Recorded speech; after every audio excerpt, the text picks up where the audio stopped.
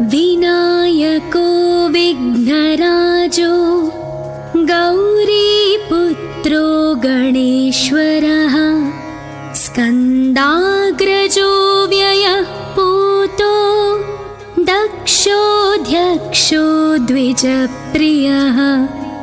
अग्निगर्भच्छिदिन्द्रश्रीप्रदो वाणीप्रदो व्ययः सर्वसिद्धिप्रदः शर्वतनयः शर्वरीप्रियः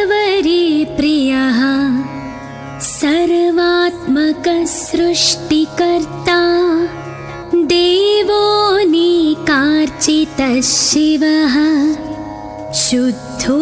बुद्धिप्रियः शान्तो ब्रह्मचारी गजाननः द्वैमात्रयो मुनिस्तुत्यो भक्तविघ्नविनाशनः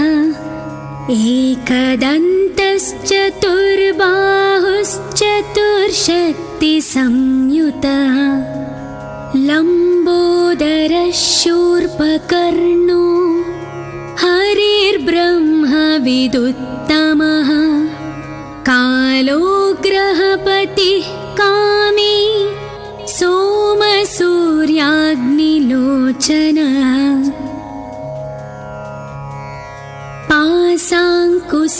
पाशाङ्कुशधरश्चण्डो गुणातीतो निरञ्जनः अकल्मषः स्वयं सिद्धः सिद्धार्चितपदाम्बुजः बीजपूरफलासक्तो वरदः शाश्वतः कृती द्विजप्रियो वीतभयो गदीचक्रीक्षुचापधृत् श्रीदोज उत्पलकरः श्रीपतिस्तुतिहर्षितः कुलाद्रिभेता जटिलः कलिकल्मषनाशनः चन्द्रचूडामणिः कान्तः पापहारी समाहितः आश्रितश्रीकरः सौम्ये भक्तवाञ्छितदायकः शान्तः कैवल्यसुखदः सच्चिदानन्दविग्रहः ज्ञानी दयायुतो दान्तो ब्रह्मद्वेषविवर्जितः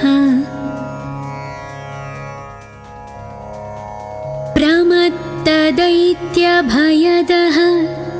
श्रीकण्ठो विबुधेश्वरः रमार्चितो विधिर्नागराजयज्ञोपवीतवान् स्थूलकण्ठः स्वयं कर्ता सामघोषप्रियः परः स्थूलतुण्डोऽग्रणीर्धीरो वागीशः सिद्धिदायकः दूर्वाबिल्वप्रियो व्यक्तमूर्तिरद्भुतमूर्तिमान्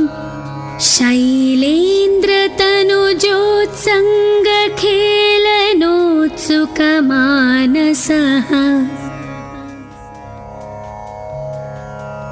स्वलावण्य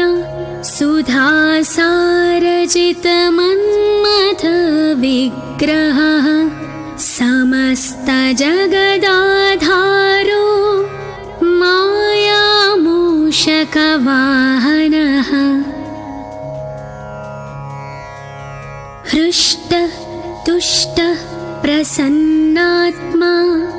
सर्वसिद्धिप्रदायकः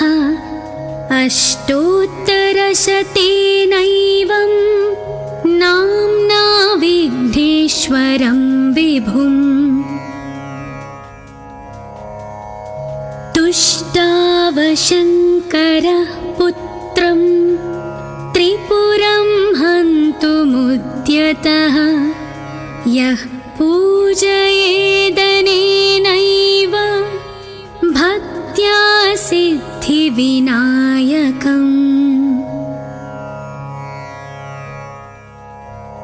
दूर्वादलैः बिल्वपत्रैः पुष्पैर्वा चन्दनाक्षतैः सर्वान् कामानवाप्नोति सर्वविघ्नैः प्रमुच्यते इति श्रीभविष्योत्तरपुराणे श्रीविघ्नेश्वर अष्टोत्तरशतनामस्तोत्रम्। विनायको विघ्नराजो गौरीपुत्रो गणेश्वरः स्कन्दाग्रजो व्ययः पूतो दक्षोऽध्यक्षो द्विजप्रियः अग्निगर्भच्छिदिन्द्रश्रीप्रदो वाणीप्रदो व्ययः सर्वसिद्धिप्रदः शर्वतनयः शर्वरीप्रियः सर्वात्मकः सृष्टिकर्ता देवो नेकार्चितः शिवः शुद्धो बुद्धिप्रियः शान्तो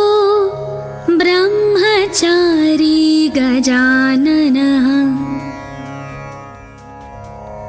द्वैमात्रयो मुनिस्तुत्यो भक्तविघ्नविनाशनः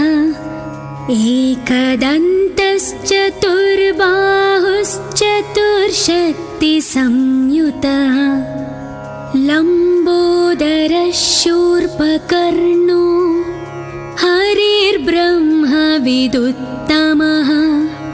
कालो ग्रहपतिः कामी सोमसूर्याग्निलोचनः पाशाङ्कुशधरश्चण्डो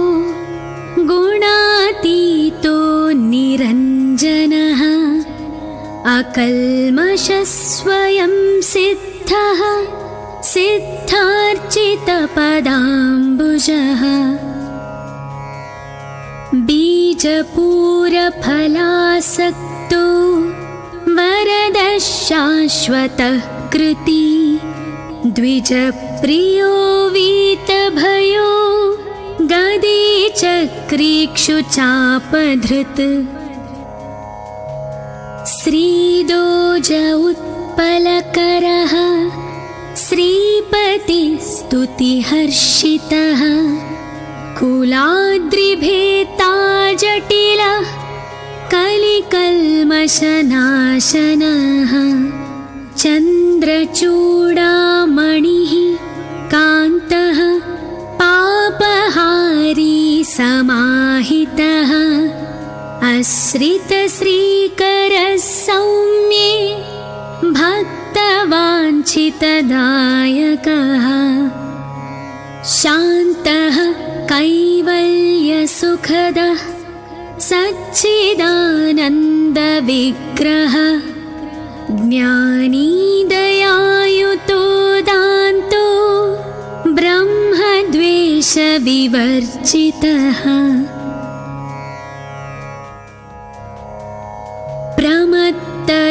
प्रमत्तदैत्यभयदः श्रीकण्ठो विबुधेश्वरः रमार्चितो विधिर्नागराजयज्ञोपवीतवान् स्थूलकण्ठः स्वयं कर्ता सामघोषप्रियः परः स्थूलतुण्डोऽग्रणीर्धीरो वागीश सिद्धिदायकः दूर्वा बिल्वप्रियो व्यक्तवान् शक्तिर्भक्तिरद्भुतमूर्तिमान् शैलेन्द्रतनुजोत्सङ्गखेलनोत्सुकमानसः स्वलावण्य सुधासारजितमन्मथविग्रहः समस्तजगदाधारो मायामूषकवाहनः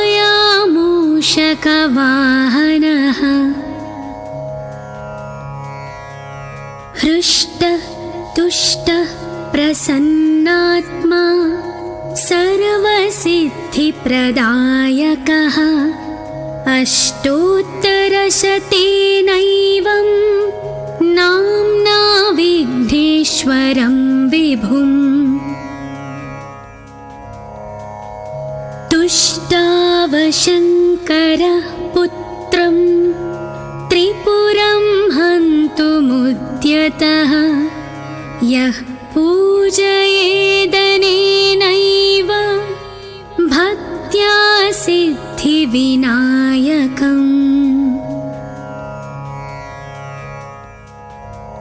दूर्वादलैः बिल्वपत्रैः पुष्पैर्वा चन्दनाक्षतैः सर्वान् कामानवाप्नोति सर्वविघ्नैः प्रमुच्यते इति श्रीभविष्योत्तरपुराणे श्रीविघ्नेश्वर अष्टोत्तरशतनामस्तोत्रम्। विनायको विघ्नराजो गौरीपुत्रो गणेश्वरः स्कन्दाग्रजो व्ययः पूतो दक्षोऽध्यक्षो द्विजप्रियः अग्निगर्भच्छिदीन्द्रश्रीप्रदो वाणीप्रदो व्ययः सर्वसिद्धिप्रदः शर्वतनयः शर्वरीप्रियः सर्वात्मकः सृष्टिकर्ता देवो निकार्चितः शिवः शुद्धो बुद्धिप्रियः शान्तो ब्रह्मचारी गजाननः द्वैमात्रयो मुनिस्तुत्यो भक्तविघ्नविनाशनः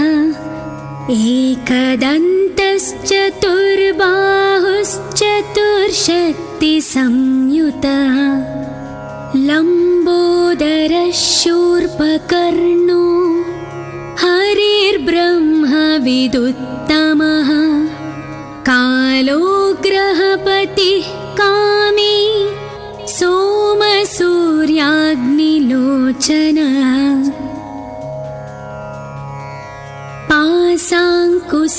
पाशाङ्कुशधरश्चण्डो गुणातीतो निरञ्जनः अकल्मषः स्वयं सिद्धः सिद्धार्चितपदाम्बुजः बीजपूरफलासक्तो वरदः शाश्वतः कृती द्विजप्रियो वीतभयो गदीचक्रीक्षुचापधृत्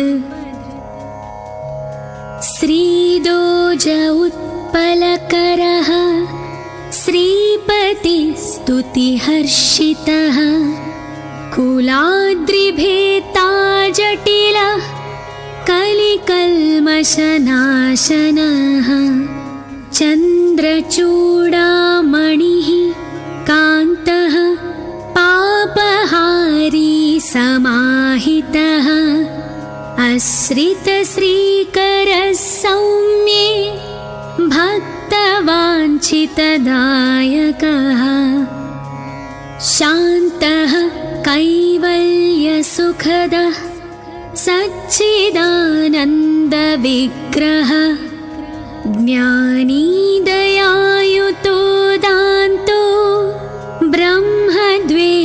विवर्जितः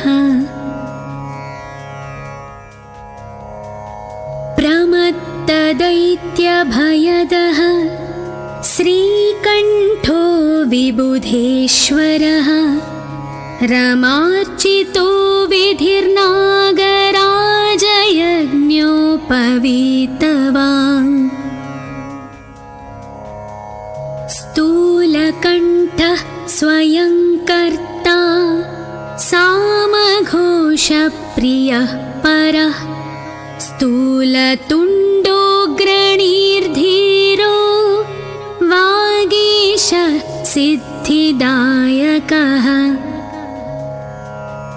दूर्वा बिल्वप्रियो व्यक्तमूर्तिरद्भुतमूर्तिमान्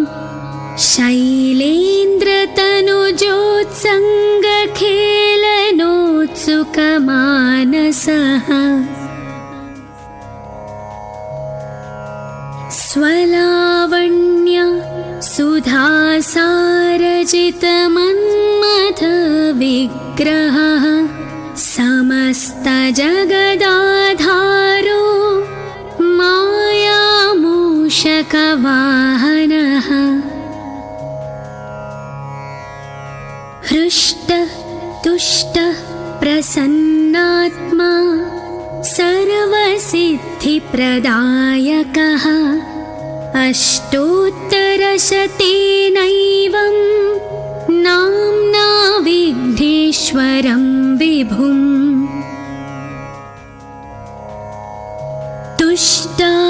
तुष्टावशङ्करः पुत्रं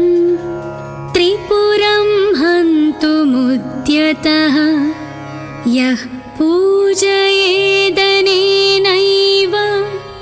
भक्त्या सिद्धिविनायकम्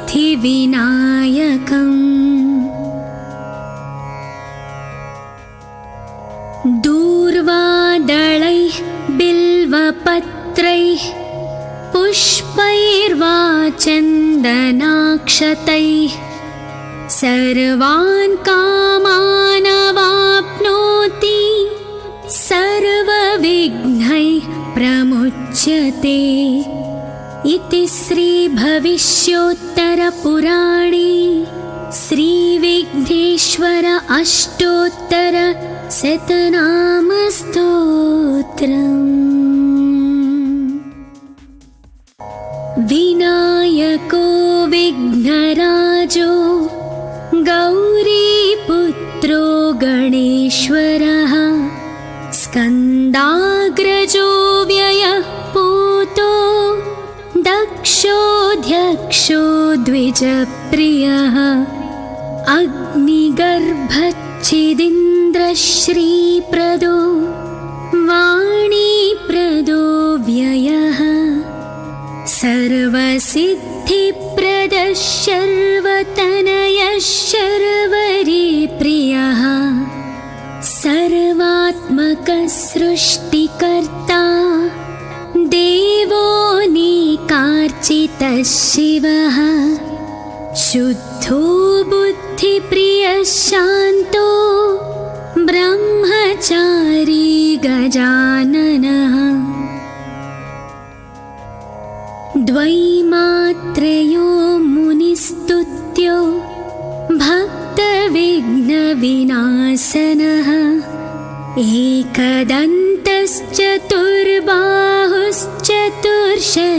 एकदन्तश्चतुर्बाहुश्चतुर्शक्तिसंयुतः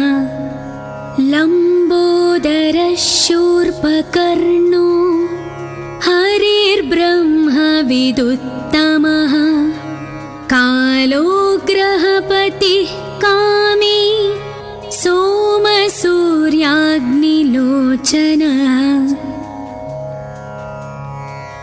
पाशाङ्कुशधरश्चण्डो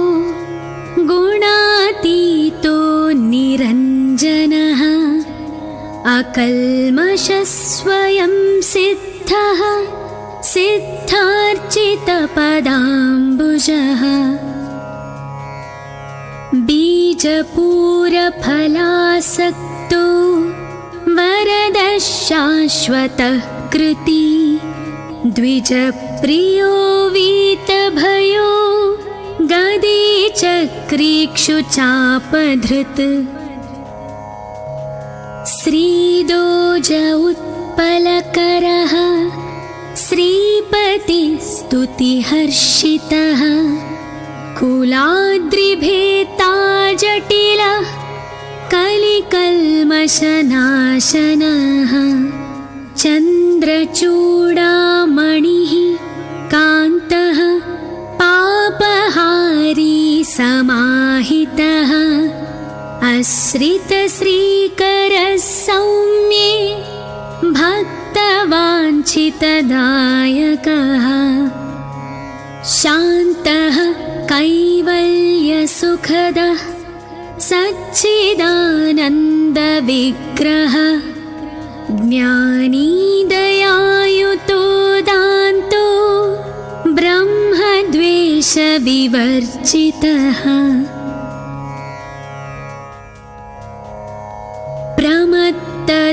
प्रमत्तदैत्यभयदः श्रीकण्ठो विबुधेश्वरः रमार्चितो विधिर्नागराजयज्ञोपवीतवान् स्थूलकण्ठः स्वयं कर्ता सामघोषप्रियः परः स्थूलतुण्डोऽग्रणीर्धीरो वागीश सिद्धिदायकः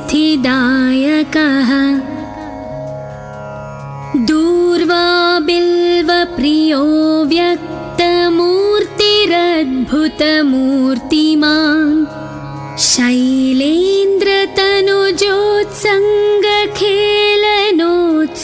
शैलेन्द्रतनुजोत्सङ्गखेलनोत्सुकमानसः स्वलावण्य सुधासारजितमन्मथविग्रहः समस्तजगदा